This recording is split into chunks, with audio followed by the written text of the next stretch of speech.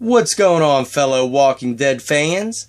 This is Solid Dave Snake, bringing you guys a very special review today on my first ever purchased custom Walking Dead action figure from a really good friend of mine who's a great Walking Dead action figure customizer, Martin.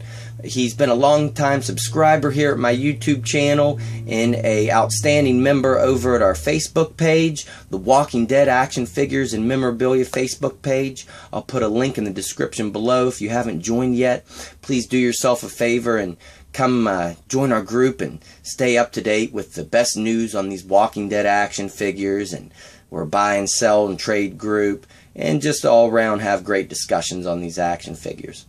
But if you watched my video last week, I did an unboxing video of the package that Martin sent me, where he had a couple surprises for me in this custom. I'll put in the link in the description below for it as well. But if you want to see this action figure, how he had it packaged up for me, he had it kind of had a custom packaging for me. If you want to see how that looks, check out that unboxing video, because this Andrea is based off of 2 episodes from the 3rd season. The mid-season finale, Made to Suffer, and the return episode, the mid-season return, The Suicide King. So this is based off of how she looked in both of those episodes, and he tried to package her with the same kind of accessories that she used in those episodes, which was her handgun.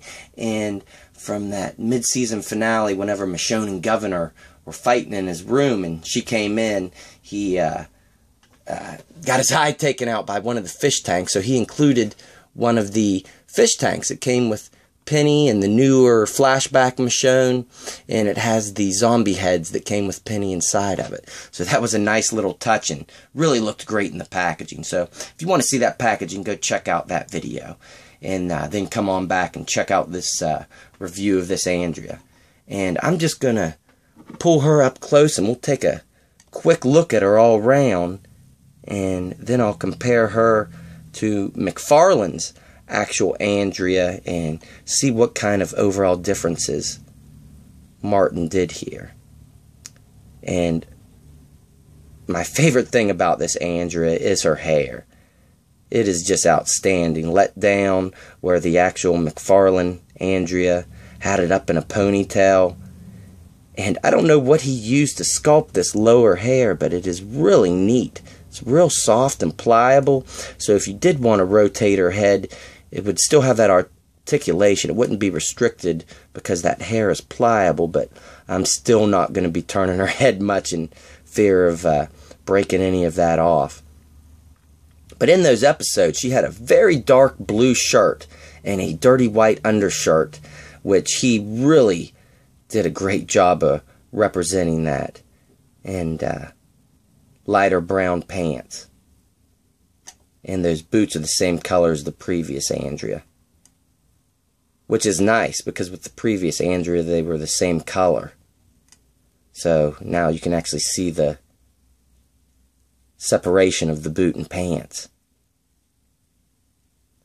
Let me get a real up-close look at her head before I bring out that other Andrea to compare, so you can see how great this hair looks. If I can get a focus in that close. Sometimes it doesn't want to focus whenever you have these figures in that close. And you can see he went for that dirty blonde look that she has in the show. And I can't even tell where the seams are, of where the old hair ends from the old sculpt and the new begins. I'm taking it right here where the hair starts going down. And I can kind of feel a difference in the plastic there, but he did a great job of making that look seamless. And let me bring out the actual McFarlane released Andrea, so we can do a little comparison here. And you can tell that he changed the hair color, which his hair color is much more accurate to Andrea's actual hair color, where the actual official release is way too brown. His paint job is much better to how her hair color was in the show. And you can tell that he chopped off the ponytail of this previous Andrea. And I would much rather have had the Andrea with her hair down like this than in a ponytail. I don't know why McFarlane went that way to begin with. And both of these Andreas have a pretty good face sculpt on them. I was happy with both of these. As you may know, with these Walking Dead figures, you really have to be picky-choosy with the paint apps whenever you are looking at them in store. And the eyes on this one, though, they are much better. I don't know if he went in there and actually painted that himself. If you did, let me know, buddy, because, wow, the eyes on this one are much better. I think he might have customized that as well. That really looks good.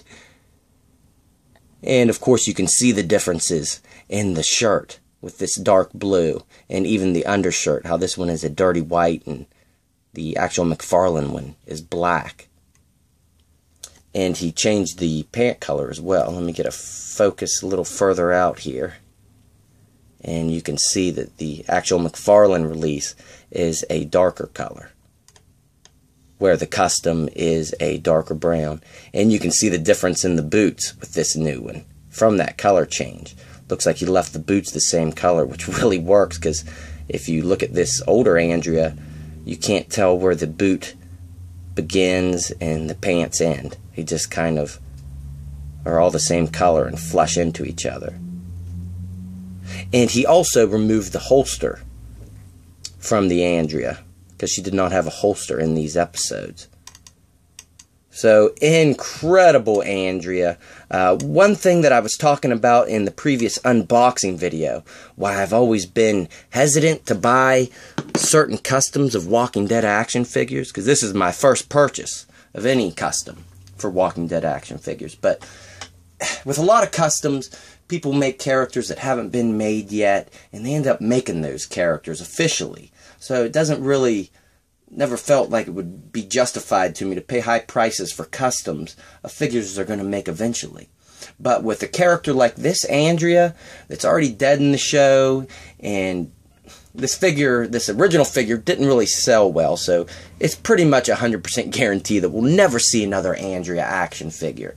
So getting a custom made of a character like this that we'll never get a figure for again, I am all about that. And I actually have a couple ideas for Martin in the future, maybe a couple other customs he could make me. I'd really love to have a Herschel based off of how he looked in Season 2, so I haven't mentioned that to him yet, but maybe that'll be the next project if he's up to working on that one for me. But again, Martin, thank you so much for this custom Andrea. She is amazing, and I hope you guys enjoyed this review and taking a look, comparing the two.